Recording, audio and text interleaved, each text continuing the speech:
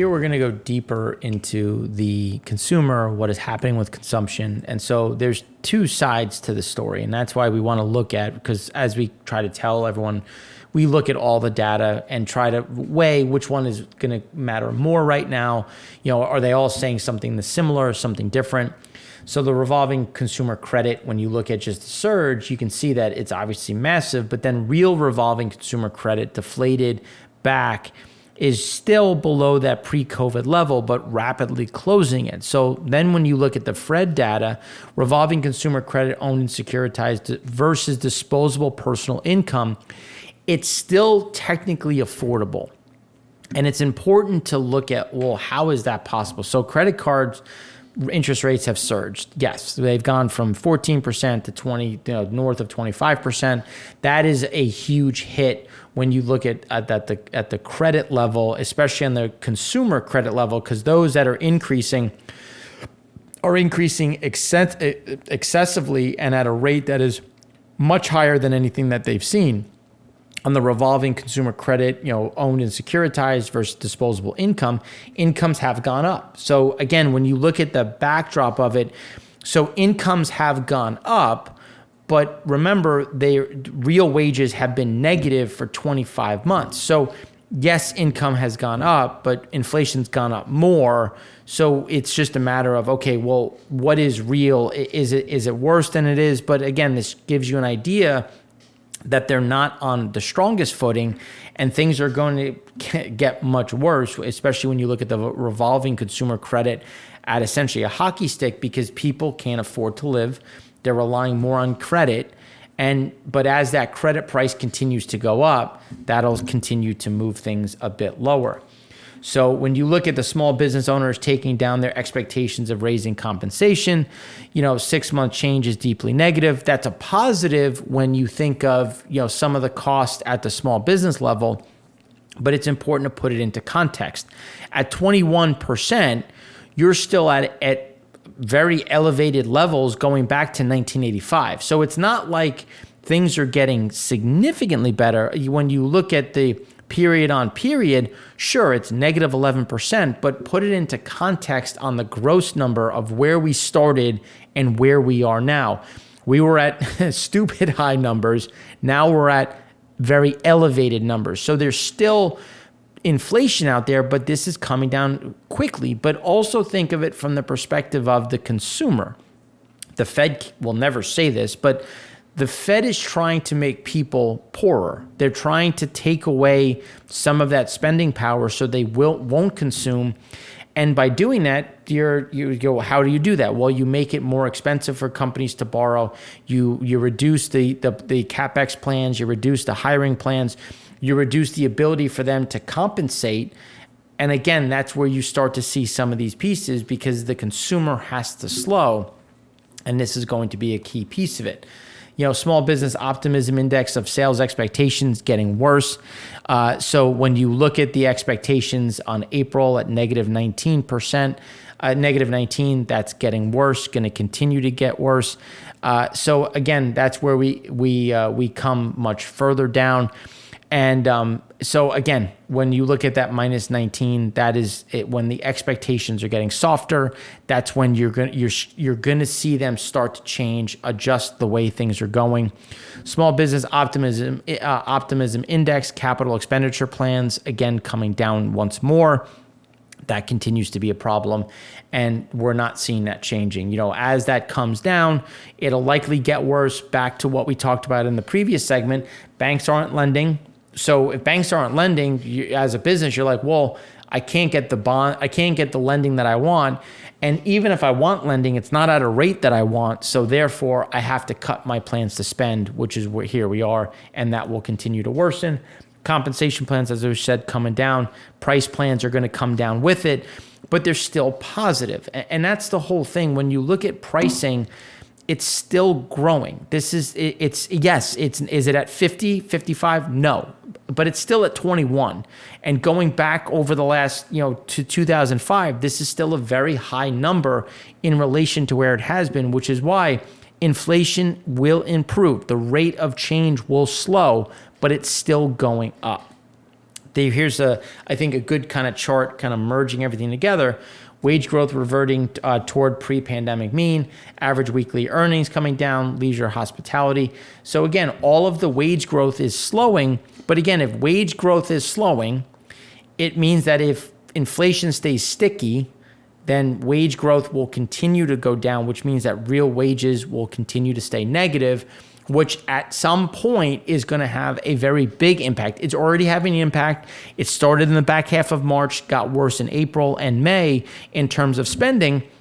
And as this comes down, we continue to see this moving into summer, which is why we continue to think that the summer months are not going to be very strong for spending.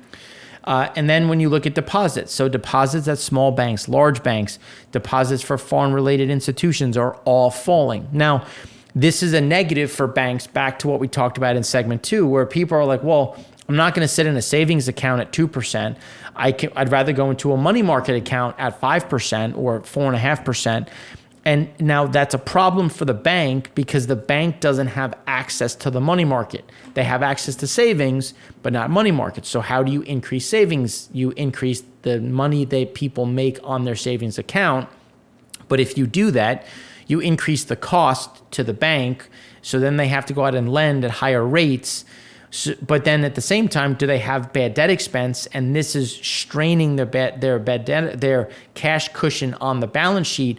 So again, this is showing you the hindrance that a lot of these banks have. And it's not just small banks, it's also large banks. But large banks, larger pool of deposits. So it's not to the same degree, but it'll have more stress at the small bank side. And this is that catch-22. In order to get deposits back, raise rates. Raising rates on deposits increases cost. Increased cost makes it harder to lend money, or at least slates less money to lend, creating additional problems. Money market funds, assets, when you look at the billions there, and this is just showing you as deposits have come down, it's not that the money's leaving the bank, it's moving into deposits into assets they can't touch, which is the money market level. Now, when you start looking at merchant wholesaler inventories, this is again coming back to the consumer. Wholesale inventory versus sales ratio rose in March to the highest since June 2020, level now consistent with the great financial crisis when looking back a few decades and excluding the pandemic. Merchant wholesaler sales month over month, expectation was for 0.4, came in at negative 2.1%. But remember, it started out strong and then fell off quickly. And that fall off quickly is what continues into April and as well into May. So then again, looking at the month over month change, March wholesale trade sales came in at 2.1% down, negative 2.1% month on month versus that 0.4. But the worst, again, look at the UPS package volumes. They've been showing you it's been weakening. When you go back through 2020, you can see that drop. It has been consistent. Now, obviously, Q4 you have the holidays, but even holiday travel package volume was down. Q1 package volume was down, based on what we saw from Freight Waves from Craig and his team, which we'll talk about in a minute. Down again, as we showed in segment 1, volumes are dropping and they're not getting better. Now, often seen as a leading indicator for overall employment, temporary help service payrolls came in at negative 3.8% year on year through April, approaching the recession territory. Labor force participation rate unchanged in April. Again, when you look at it, people aren't participating to the same level, but you're starting to see temporary help slow down a bit. But again, even though it's slowing, and that's the problem when you only look at the POP rate or year on year, it's like, oh, well, it's falling at negative 3.8%. It's like, but look at the gross number. We're still at one of the highest level ever going back to 1990.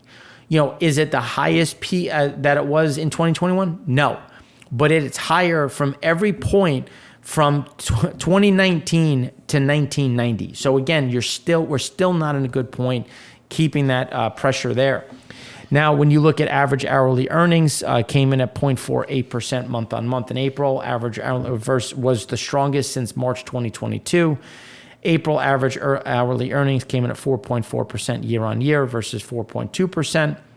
So you can see some of it's coming down, but it's not fall. It's now he had a little bit of a bounce. It will come down again. This is not a change in trend, but this is the Fed's looking at this and saying we can't let this continue to go up because we don't want a wage price spiral. And that is the continuous mantra that you have to think about when looking at some of these levels. But even with, you had a little bit of that increase. So real wage adjustments came in at negative 1.1% year on year versus April of negative 1.6. Still moving up, but still negative, still impacting the underlying consumer, especially as those wages are continuing to slow. Trim mean PCE Dallas has reaccelerated since the start of the year. Coming through March, annual rate rose to 4.68%. Then when you look at PCE core services ex housing, starting to see its rate of change settle in a sticky range. So even the POP side on PCE core house services on all of these levels are showing you that inflation's getting sticky, but the plans for wages are to come down when you look at small businesses, which is going to continue to stress the real wages. Inflation no longer the single most important problem. It's now quality of labor, and that is going to continue to be a problem. Small business optimism index came in at 89. Outlook fell, and only net 3% of respondents said it was a good time to expand. So that means that 97% of those asked said it is not a good time to expand, which means people won't be hiring, means CapEx will be cut, and pressure will continue into the region, which is why some 17% plan to create new jobs in the next 3 months. That's up from March. But again, there's difficulty in filling positions. There's still that pricing pressure and that underlying cost. One key assumption of the Fed recently is that rent inflation as measured in the CPI is about to peak and cool down. But it's a note that the data for median asking rent jumped massively in Q1 of 2023. So you're going to see it slow. You'll see it kind of curl down a bit, but you got a reacceleration. So again, it's the stickiness in this is not going away, which is why we see a lot of problems in where the sticky side of inflation is going. So sticky inflation curled a bit, but again, not coming down. Going back to 1970, you get an idea of how elevated sticky is, and flexible starting to pivot now. You're starting to get some of that pivot, which is going to put some of that, again, that additional support and expansion in inflation. So again, I'm not saying that inflation is going to reaccelerate on a year-over-year basis. It's just going to continue to rise at a steady rate.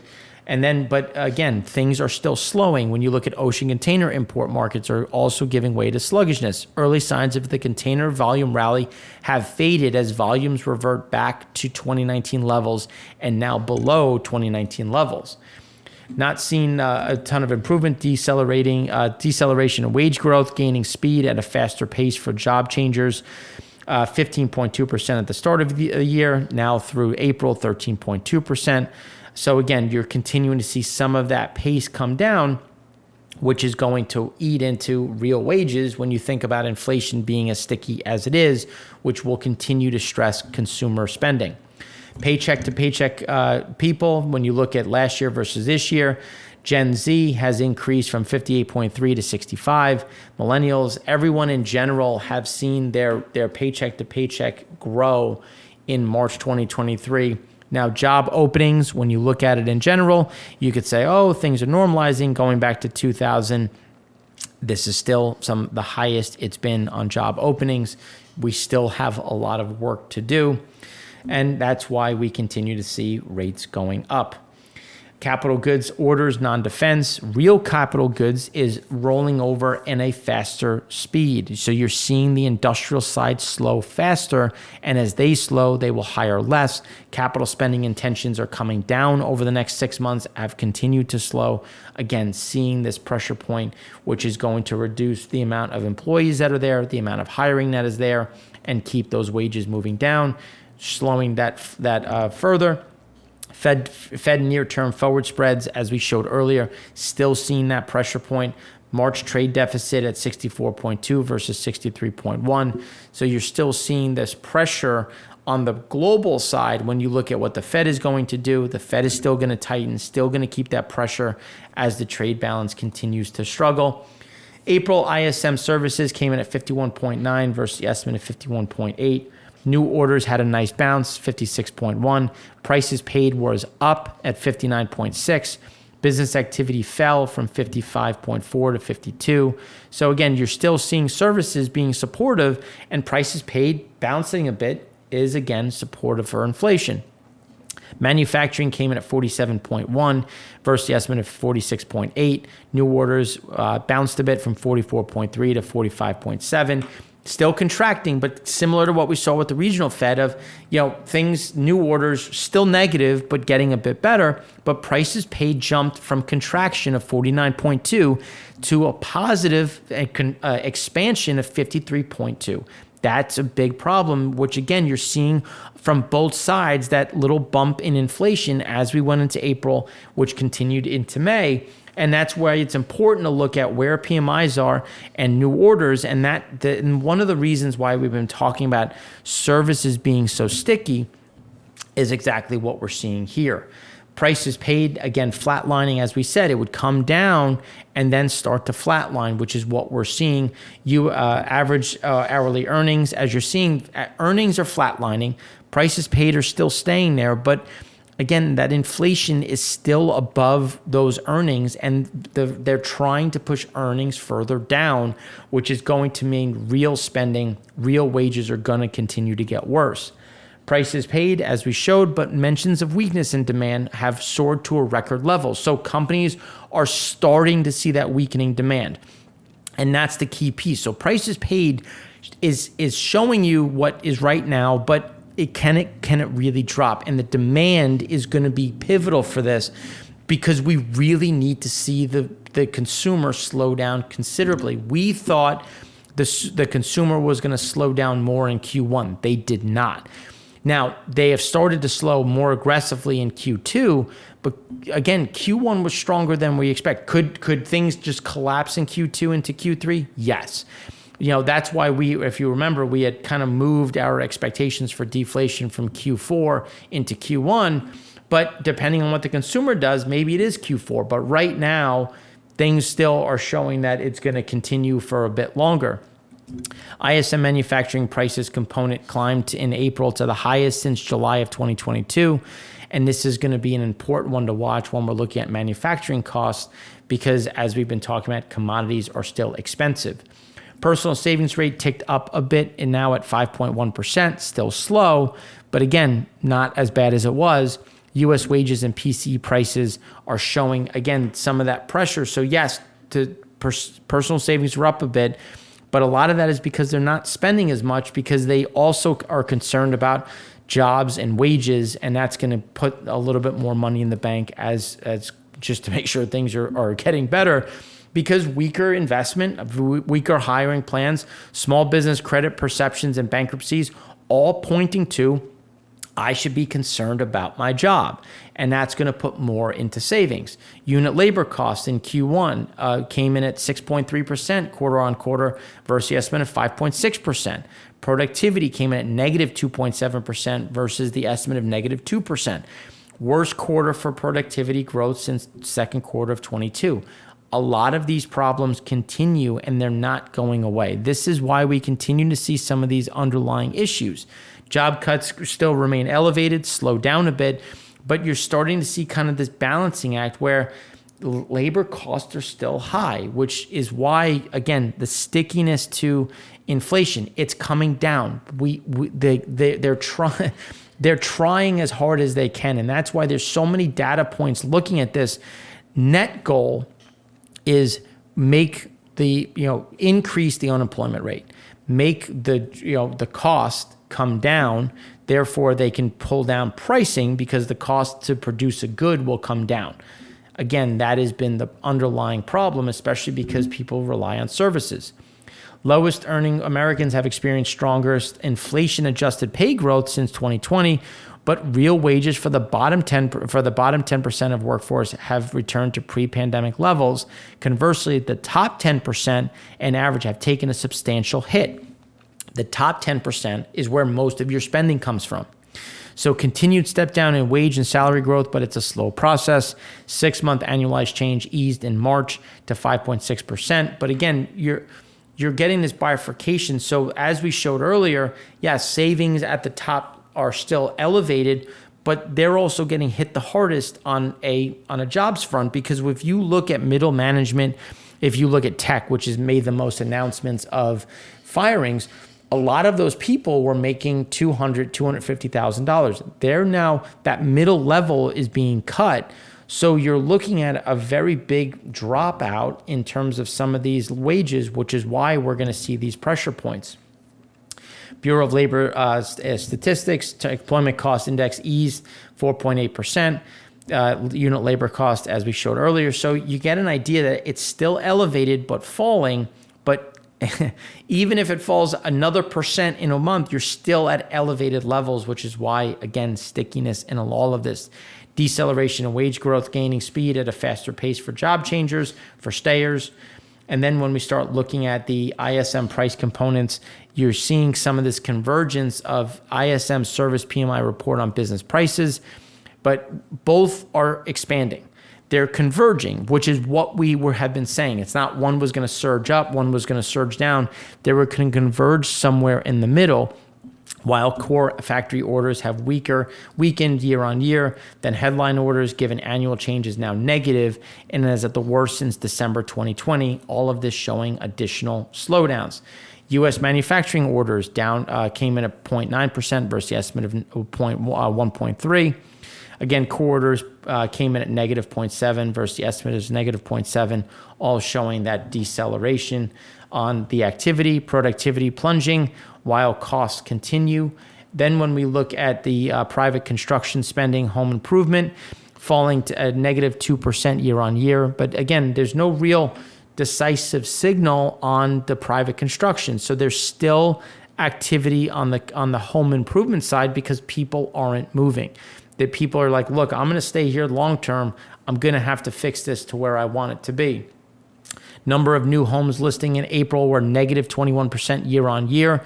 Number of homes under contract, negative 23% year on year, while median listing price is still up 2.5% year on year. Again, that is inflationary. We're still up. It's not up 20%, but it's still positive year on year, which is why inflation isn't going anywhere. Latest update from New York Fed consumer survey shows continued rebound for expectations in the change for home prices, because people are like, look, I know at some point you're going to have to blink because I'm not paying this rate. Then just to round it out, in terms of the composite PMI, you get an idea of where things are coming into the Eurozone, which we're going to talk about more in the next segment to try to bring it all together. So that's what we have for you on the U.S. In the next segment, we're going to go deeper into the European Union.